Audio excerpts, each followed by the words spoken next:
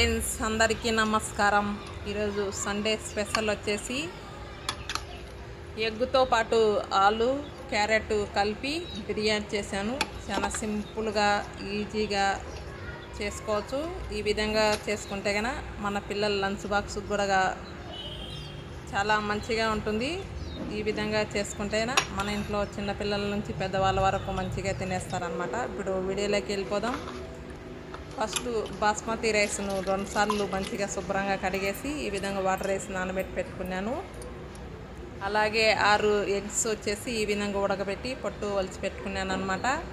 అలాగే బిర్యానీ మసాలా, అలాగే బిర్యానీ పువ్వు, చెక్క, లవంగ, ఇలాచి, చారుమొగ్గ, బిర్యానీ ఆకు ఈ విధంగా పెట్టుకున్నాను. అలాగే 2 ఉల్లిపాయలు, క్యారెట్, ఆలు, పచ్చిమిర్చి, అల్లం, కొత్తిమీర, పుదీనా ఈ విధంగా కడిగి పెట్టుకున్నాను అనమాట. ఇప్పుడు స్టవ్ దగ్గరికి అనేది వెళ్ళిపోదాం.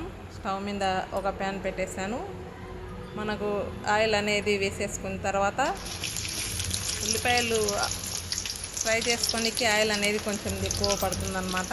ఇప్పుడు ఉల్లిపాయలు అనేది సన్నగా ఈ విధంగా బిర్యానీకి ఏ విధంగా కట్ చేసుకుందాము కూడా కింద వీడియోస్లో కూడా చూపించాను. అదే విధంగా కట్ చేసుకొని ఈ విధంగా ఫ్రై అనేది చేసేసుకోవాలి. ఈ విధంగా ఫ్రై చేసుకునేటప్పుడు సిమ్లే కల్లే పెట్టి చేసుకోండి. ఈ విధంగా గోల్డెన్ కలర్ వచ్చిన తర్వాత ఉల్లిపాయలు అనేది తీసేసాను. తర్వాత వచ్చేసి మనం ఉడకబెట్టుకున్న ఎగ్స్ కూడా ఈ విధంగా కొంచెం ఆయిల్లో వేయించుకుంటే కనుక మనకు టేస్ట్ అనేది మరింత మంచిగా ఉంటాయని చెప్పేసి ఈ విధంగా గుడ్డు కూడా వేసేసి ఈ విధంగా మనకు దానికి పగలకుండా కలుపుతూ కొంతసేపు ఏగనియాలన్నమాట. ఈ విధంగా గుడ్డు కూడా వేయించి ఈ కలర్ వచ్చేసినాక పక్కకు అనేది తీసేసి పక్కన ప్లేట్లోకి పెట్టేసుకోవాలి. ఈ విధంగా గుడ్డు కూడా వేగిన తర్వాతనే ఆ తర్వాత వచ్చేసి చెక్క, లవంగాలు, ఇలాచి, బిర్యానీ ఆకు, బిర్యానీ పువ్వు ఈ విధంగా వేసేసిన తర్వాత వేగిన తర్వాత బజ్జీ మిరపకాయలు కూడా 3-4 ఈ విధంగా కట్ చేసి పెట్టుకున్నాను అనమాట. కట్ చేసి ఈ విధంగా వేసేసాను. అలాగే ఫస్ట్ మనం అల్లం కూడా వేసేసుకోవాలి. అల్లం అనేది ఫస్ట్ వేగితే కన్నా మనకు టేస్ట్ అనేది మంచిగా ఉంటుందన్నమాట. ఈ విధంగా వేగిన తర్వాత కొంచెం పుదీనా కూడా వేసేసి దాంట్లోనే క్యారెట్ ముక్కలు, ఆలు ముక్కలు వేసేసాను. అలాగే టేస్ట్ తగ్గట్టు ఉప్పు కూడా వేసేసి ఈ విధంగా కలుపుతూ ఏం చేస్తున్నాను అన్నమాట. అలాగే ఈ విధంగా మసాలా అనేది వేసుకోవాలి.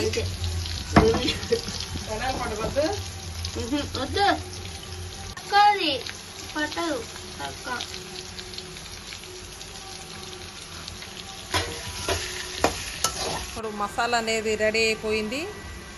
మంచిగా వేగిన తర్వాతనే లాస్ట్లో ఎగ్స్ అనేది వేసేసుకొని దానికి మసాలా పట్టేటట్టు కలుపుతూ కొంతసేపు ఎగనియాలన్నమాట. ఈ విధంగా ఎగ్స్ అనేది వేసేస్తున్నాను. ముందే ఆయిల్లో వేగి ఉన్నాయి కాబట్టి ఈ విధంగా మసాలాల్లో కూడా కొంచెం మసాలా అనేది పడితే కనుక మరింత మంచిగా ఉంటుందని చెప్పేసి లాస్ట్లో ఎగ్స్ కూడా వేసేసాను అనమాట. ఈ విధంగా ఎగ్స్ కూడా వేసేసి మంచిగా కలుపుతూ కొంతసేపు ఎగనియాలి. అలాగే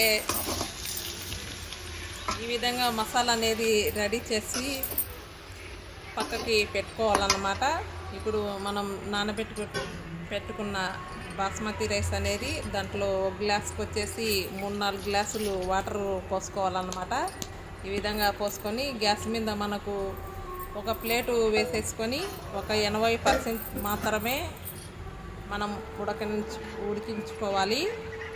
ఈ విధంగా ఉడికించుకుంటే కనుక మనకు ఏ బిర్యానీకి అయినా కానీ చాలా మంచిగా వచ్చేస్తుంది. టేస్ట్ కూడా మంచిగా ఉంటుందన్నమాట. ఈ విధంగా ఒక స్టీల్ కంటైనర్లోకి పంపేసుకున్నాను. అలాగే ఆ తర్వాత వచ్చేసి మనం బిర్యానీ ఏ గిన్నెలో చేసుకుంటామో ఆ గిన్నెకి వచ్చేసి ఫస్ట్ 1 టేబుల్ స్పూన్ నెయ్యి అనేది వేసేసి ఈ విధంగా మొత్తం అంతా రుద్దేసుకోవాలన్నమాట. ఈ విధంగా నేను వీడియో తీస్తుంటే మా బాబునే నెయ్యి అనేది గిన్నెకి అనేది పూసేశాడు. అలాగే ఫస్ట్ కొంచెం వచ్చేసి రైస్ అనేది వేసాము. అలాగే ఇప్పుడు మనం మసాలా అనేది వేయించి పెట్టుకున్న ఎగ్గు, క్యారెట్ ముక్కలు, ఆలు ముక్కలు ఇవన్నీ ఒక లేయర్ అనేది వేస్తున్నాం అన్నమాట. ఈ విధంగా లేయర్లు వేసుకున్న తర్వాతనే చేసుకుంటే కనుక బిర్యానీ అనేది మనకు పర్ఫెక్ట్గా వస్తుంది, తినేదానికి కూడా చాలా మంచిగా ఉంటుందన్నమాట. ఫస్ట్ మసాలా అనేది వేసేసాము. అలాగే ఇప్పుడు రైస్ కూడా ఈ విధంగా వేసేస్తున్నాను అన్నమాట. ఈ విధంగా కొద్దిగా వేసేసిన తర్వాత మసాలా మీద అనేది మనం మొత్తం అంతా ఈ విధంగా కాడతో అనేసుకోవాలన్నమాట. చూడండి, ఈ విధంగా మసాలా వేసిన తర్వాత రైస్ వేసిన తర్వాత మళ్ళీ ఈ విధంగా మా బాబుని ఇట్లా వేస్తున్నాడు అన్నమాట. అలాగే ఇప్పుడు మిగిలిన మసాలా మొత్తం అనేది వేసేసుకోవాలి. ఇప్పుడు మొత్తం మసాలా అనేది వేసేసుకొని అలాగే రైస్ కూడా వేసేసుకొని చూడండి, మసాలా అనేది ఈ విధంగా వేసేసాము. లైట్ మసాలాతోనే నేను బిర్యానీ చేశాను. మీరు కూడా ఈ విధంగా చేసుకొని తిని ఎలా ఉందో కామెంట్ బాక్స్లో కామెంట్ పెట్టండి తప్పకుండా. ఇప్పుడు మొత్తం రైస్ అనేది వేసేసామన్నమాట.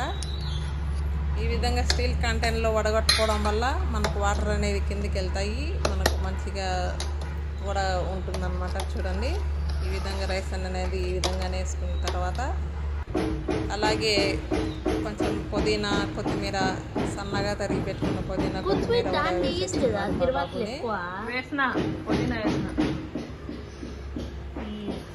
ఈ విధంగా లాస్ట్లో వేసుకుంటే కనుక మనకు మంచిగా ఉంటుందని చెప్పేసి లాస్ట్లో వేసేస్తున్నాను.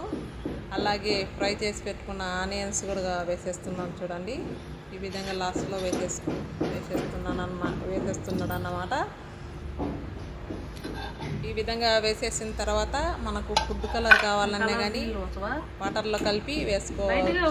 నేను ఒక టీ గ్లాసులో కొంచెం ఫుడ్ కలర్ అనేది కలిపించాను. అలాగే మా బాబు ఇప్పుడు వేసేసాడు అనమాట ఫుడ్ కలర్ కూడా వాటర్ కూడా. ఈ విధంగా వేసేసిన తర్వాత ఒక క్లాత్ కానీ కర్చీఫ్ కానీ ఈ విధంగా దాని బిర్యానీ మీద వేసేసి ఈ విధంగా ప్లేట్ అనేది వేసేసాడు. అలాగే ఈ విధంగా కర్చీఫ్ అనేది ఫోల్డ్ చేసేసాడు అనమాట. ఇప్పుడు ఫోల్డ్ చేసేసిన తర్వాత స్టవ్ దగ్గరికి వెళ్ళి ఇప్పుడు సిమ్లోకెళ్ళనే ఒక 5 నిమిషాలు 10 నిమిషాల వరకు ఈ విధంగా సిమ్లోనే మనం ఆవిరి మీద ఉడికించుకోవాలన్నమాట. ఇప్పుడు బిర్యానీ అనేది రెడీ అయిపోయింది.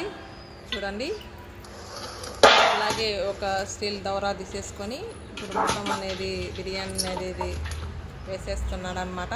ఈ విధంగా వేసేసుకొని చూడండి, బాగా మంచిగా కలర్ మసాలా వైట్ రైస్ అలాగే ఎగ్స్ క్యారెట్ ముక్కలు అల్లు ముక్కలు చాలా మంచిగా వచ్చేసింది. చాలా రుచిగా కూడా ఉండింది. ఈ విధంగా మన ఇంట్లో చిన్న పిల్లల నుంచి పెద్దవాళ్ళ వరకు మంచిగా తినేస్తారు. ఈ విధంగా చేసుకొని తిని ఎలా ఉందో కామెంట్ బాక్స్లో కామెంట్ పెట్టండి. ఇలా నన్ను సపోర్ట్ చేస్తూనే ఉండాలి. మీ సపోర్ట్ అనేది ఎప్పటికీ నా మీద ఉండాలి. మీరు ఎంత మంచిగా సపోర్ట్ చేస్తే అంత మంచిగా నా వీడియోస్ అనేది వస్తూ ఉంటాయి. నా ఛానల్ను సబ్స్క్రైబ్ చేసుకున్న వాళ్ళైనా కొత్తగా చూసే వాళ్ళైనా కానీ సబ్స్క్రైబ్ చేసుకొని బెల్ ఐకాన్ నొక్కితే మీకు నేను పెట్టిన వీడియోస్ అనేది మీకు కంటిన్యూగా వస్తూ ఉంటాయి. మరొక మంచి వీడియోతో thank you for watching. Bye అండి.